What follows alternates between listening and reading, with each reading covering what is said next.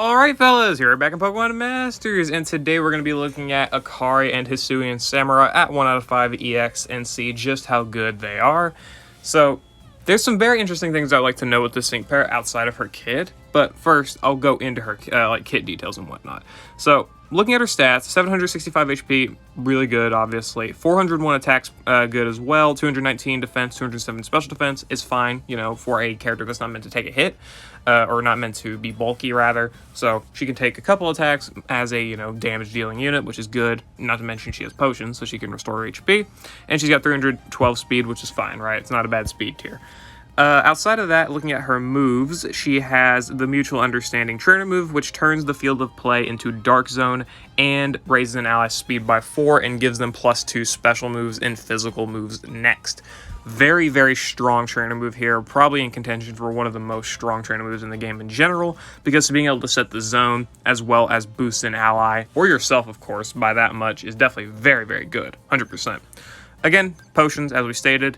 She's got Ceaseless Edge, which is a big thing for her gimmick. It's a 4-gauge Dark-type move that deals 160 base power, which is not really too low, I would say, but it's on the lower end of 4-gauge moves, because generally when you think of a 4-gauge move, you think of like Hyper Beam, Giga Impact, Roar of Time, these moves that are a lot stronger, but still, this isn't bad for sure.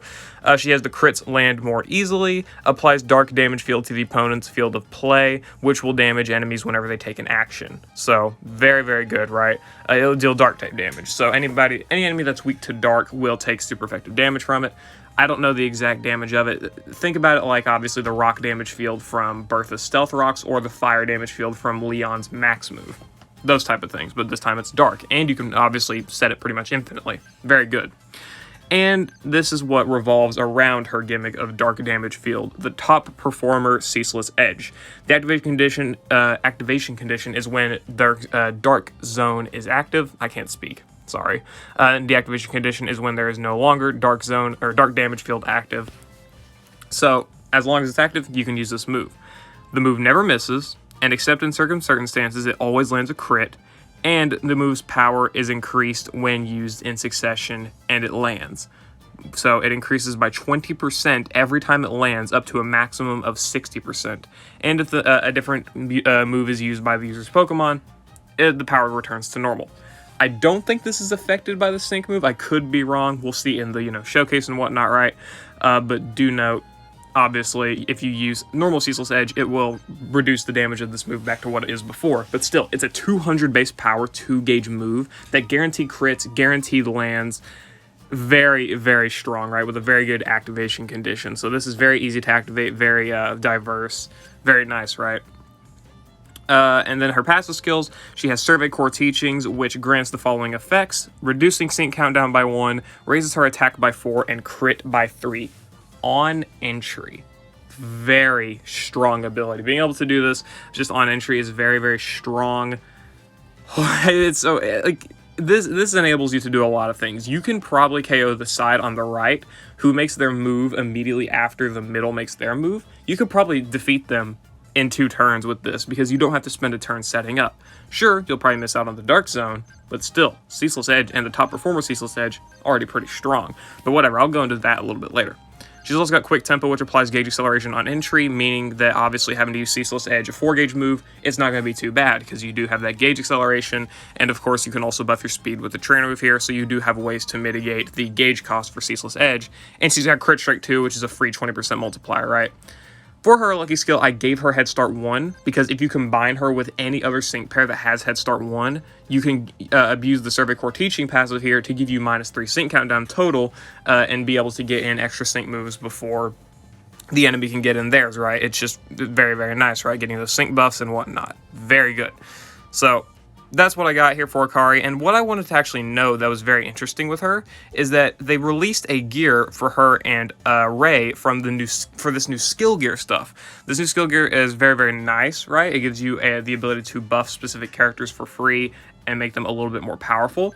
And they gave us a free feather here, which applies all of these effects to any character that is Dark, Sinnoh, or in the main character tabs. What it does is it gives them 60 attack and 20 defense, which is about normal, right? I'm pretty sure normal skill gear, or not skill gear, normal type gear gives you that same effect, right? yeah, plus 60 in the attack, plus 20 in the defense.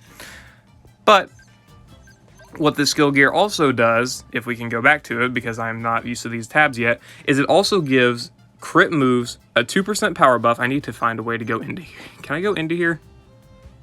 Okay, it seems like I can't, but fine. Crit moves up 2%, so it powers up attacks that become crits. Dark sync moves up 2%, so a 2% power buff to the sync move, dark sync moves, and it gives you power move damage reduction and sync move damage reduction when in Dark Zone. At least I'm guessing that's what that is, because again, I can't fucking read these. I don't know how. Oh, that's how. Fuck, I'm an idiot.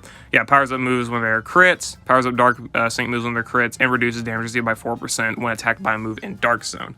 Very, very good abilities, right? This is very good stuff, and obviously these abilities all apply to any character that is either Dark or Sinnoh or main character. I think that's how that works. Again, I could be wrong. I really do not remember. I'm going to name this Akari, just so I know who it's for, but anyway, yeah, this skill gear is very, very nice. Being able to get these small extra buffs, obviously, it's not a big thing, right? 2% is very small, and 4% is very small. But obviously, getting this for free, because all you need to do is exchange for it in the exchange shop, and they give you the ability to also exchange for the gear as well. They give you the ability to exchange for any bracelet, pin, or bandana of your choice. You just have to use, have the vouchers, right? That's all you need. You don't need 5-star power-ups or anything. It's just straight up in here in the Together in an Unknown Land exchange shop. Very, very good stuff, right? So be sure to pick up these special feathers. This one I'm pretty sure is for Ray. Yeah, this one is for Ray here. And again, you get the bandanas, the bracelets, and etc. just for exchanging. So be sure to do that. Get these as quick as possible. Even if you don't have Akari or Ray or plan to go for Akari or Ray, be sure to pick them up, because again, any character that is under Sinnoh, main character, or whatever it was, Fighting in Dark, I think, are the respective ones, they'll be able to receive that small buff. And any buff is a good buff, right? And the way it works is it gives you the same stat buffs as a normal skill gear, but as long as you apply to one of those themes, you're able to get those buffs. So it's pretty much better than a type gear. These ones specifically are. So yeah, that's the skill gear. We're going to be using it for Akari Showcase here. And yeah, let's go ahead, hop into the first battle. We'll do a couple different stadium battles, and we'll end off with a Cresselia Legendary Gauntlet Arena, whatever, showcase. Alright, here's our first battle against Wickstrom. We've got Colress and Adam in here.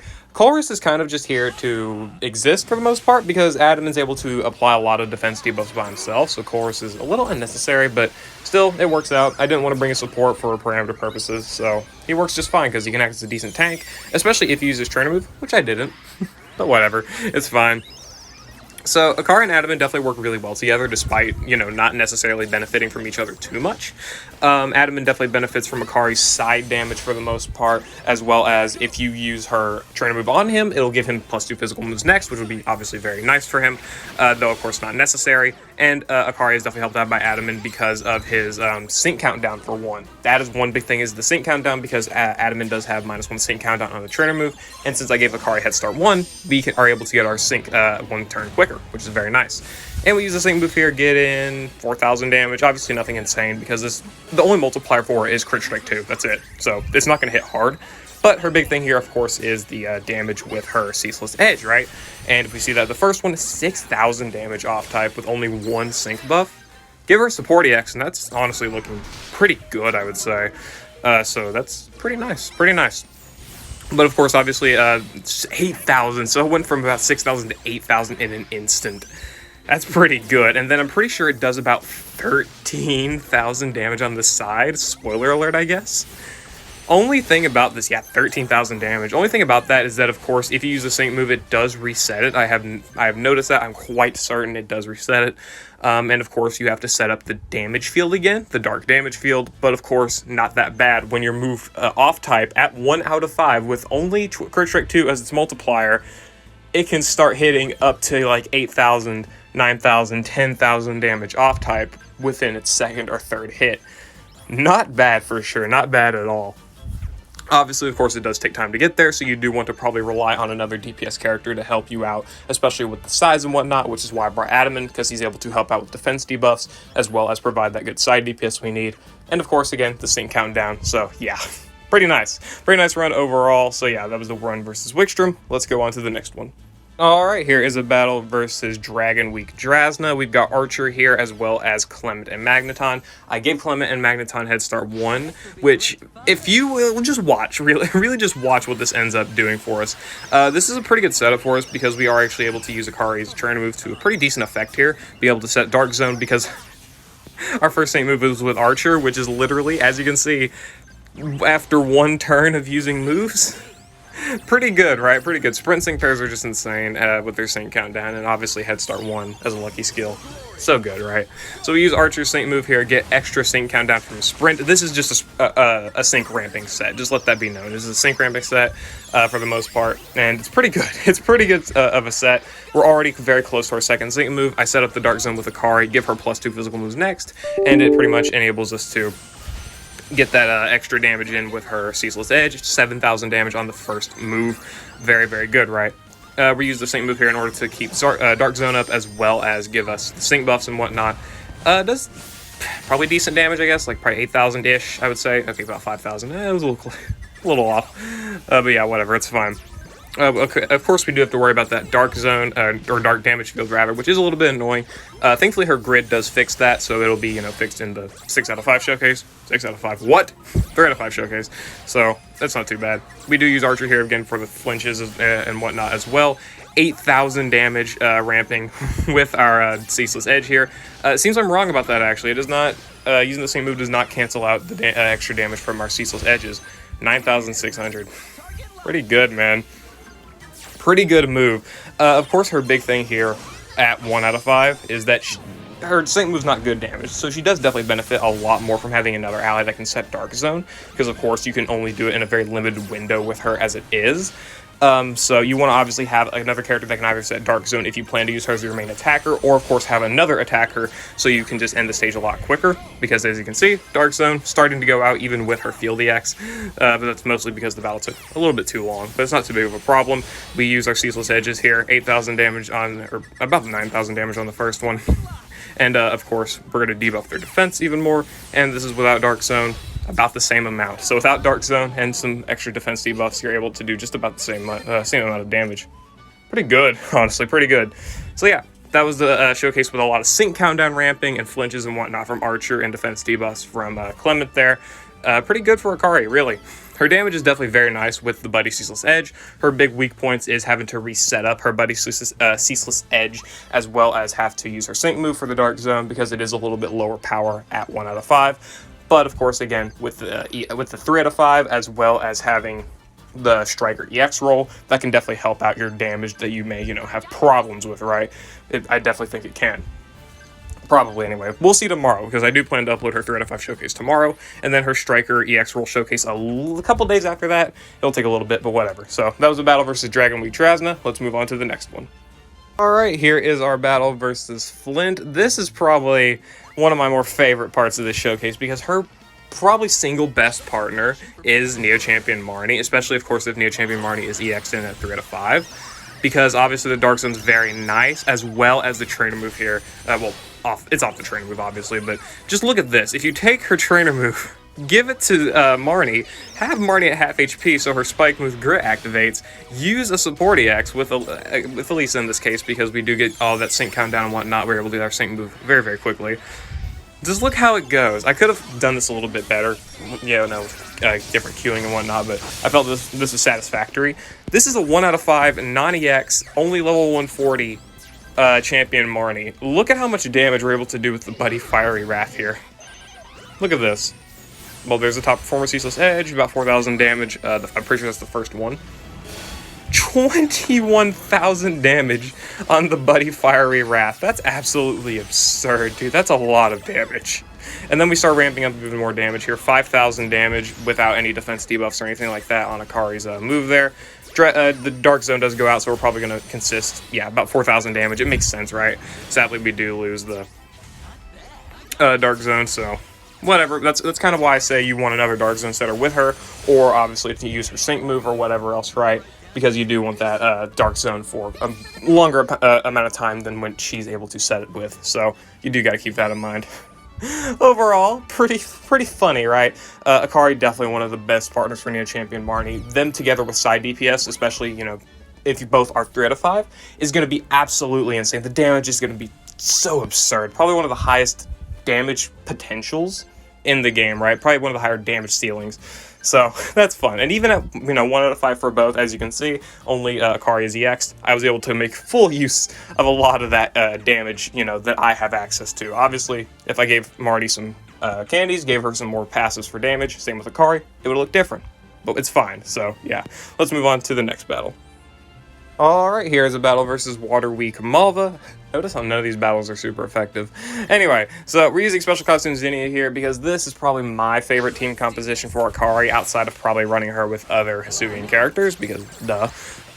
I think this is probably my favorite setup, because obviously Zinnia and Akari both synergize extremely well together. Zinnia does have the ability to debuff defenses in her grid if you opt to do that, though it's not required, obviously. But Zinnia being able to use her parameter stuff with how you can steal the enemy stats is very good, so you can get extra points and whatnot that way. And then obviously in the battle, you've got Akari here setting Dark Zone, giving Zinnia or herself physical moves next, and obviously you've got Zinnia stealing the stats. She's got her own self-reliancy in that method. And then of course you both benefit off the Dark Zone, and you both just use your crunches, you use your buddy Ceaseless Edges, everything, right? I have to make sure that the Dark Zone stayed up for Zinnia to use her sync move, right? So that's why I did that. Also, of course, Ingo goes down, but I'm not worried about Ingo. I tried doing this with Bertha, but she was too squishy, especially because the enemies had a lot of stats, and Malva hits pretty hard, so yeah. But yeah, these characters definitely work really, really well together. You get to use these buddy Ceaseless Edges and just ramp up the damage very, very well. And you get to use the crunches from Zinnia here and her training move, her buddy move as well, in order to do quite a lot of damage, as well as potentially get some flinches in there if you have her gridded that way, which I do, so. And yeah, I don't think that flinches. Oh, it does flinch, so we go for the flinch there and land it, and then we sadly lose out on our Ceaseless Edge, buddy Ceaseless Edge, because the Dark damage zone did go out, so. Oh well, but we were able to keep up a normal Ceaseless Edge anyway, so it didn't matter.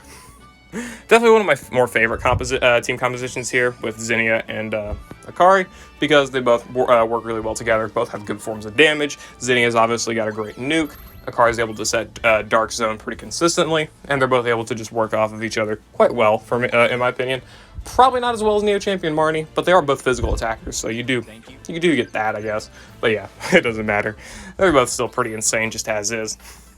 We'll definitely test out composition again alongside the Marty composition whenever I do get Akari to 3 out of 5 as well. I think it'll look a lot more impressive that way and whatnot. Definitely a lot more seamless with these battles. A lot more clean, right? But yeah, anyway, that was the battle versus Water Weak Malva. Let's move on to the battle versus Cresselia. Alright, here we are versus Cresselia. We've got the main character in Registeel, as well as obviously Akari and Grimsley. Grimsley for the stat steals, as well as Dark Pulses. Main character's here for heals, as well as gauge acceleration, potions, and I'm pretty sure he's got status immunity, meaning I don't think any of our allies can be poisoned, but if it doesn't work like that, then we've still got the potions, so we should be fine. So I'm not going to worry about it too much. Let's go ahead and go for a Metal Claw there. Try and buff our speed as fast as we can, and just start ramping up our damage with these Ceaseless Edges here pretty quickly. Do need to go for Grimsley's move again, so we can get some crit buffs, or max our crit buffs anyway. Okay, now let's go ahead and snatch those. I will steal. And you later attacks, I get it actually has like evasion, but still, man, come on. We'll go ahead, use Grimsley's sync move here, stole its stats. And yeah, we'll keep going for the Metal Claws. We don't have any reason to go for anything else right now. Yeah, nothing else right now. Maybe we could go for the trainer move though. There we go, some good damage. Okay. Probably are going to land their sync move, which is annoying, but we can live just fine. It's not going to be a big issue. Yeah, okay, fair enough. There we go, land our final Ceaseless Edge here, go for this Dark Pulse flinches, and we can probably just Mini Potion all. Psychic Beam. I don't think Cresselia has any physical moves, so Grimsley should be fine for the whole battle, I would think. But I could obviously be wrong there, so I don't know. Get the flinch. I'm having problems getting Grimsley to flinch, which is a little annoying. Okay, there is the big AoE Icy Wind. Let's go ahead, use... Yeah, we'll use Akari's sync move now. And we'll use a Mini Potion all again. Okay. There we go. We got the Dark Zone in now, and we can set back up our Ceaseless Edges for the Dark Damage field. And we'll keep going for the Metal Claws for the speed buffs, because those are definitely needed for sure. In order to keep it up so we can use these Dark Pulses and our Ceaseless Edges, etc. I think we're good. I think we're good. As long as we make it out of this bar, we should be mostly fine. Okay, Toxic. This is where things are dependent upon Registeel. Please, Registeel. Or Flinch. No Flinch. Yes, Registeel cannot be poisoned. Haha, no go viral for you. Or is it Troublemaker? I forget. Whatever it is. There we go. Okay. Will we be able to? I don't know if we'll be able to actually KO Cresselia. Maybe. It healed. Never mind. It healed, so maybe not. Okay, no, we're good. We're good. Okay. Whoo! Want to go for the Dark Pulse again? Thank you. That's nice of you. Dark Zone's about to go out, so we can use Akari's trainer move here. Buff her physical moves next. There's the Flinch. Yes, that's good. And we'll go ahead and go for one last top performer Ceaseless Edge before the zone runs out. And it probably won't take out the... It probably won't take him out, but that's fine. I'm not worried about that. There we go. 8,000 damage with the physical move next. That's nice. And we get to finish it off poetically with Akari's sync move. Goodbye. Very, very nice there. Awesome, Akari. Good job. There we go. Okay, I think Akari handled herself relatively well for the most part, because she did have 20% of her total damage active for the most of that battle, really, right? So, I mean, that's pretty good, I'd say. That's pretty nice. Let's go back to where Cresselia was. I forget these are sorted by generation. At least I think they are. Anyway, yeah, not too bad overall.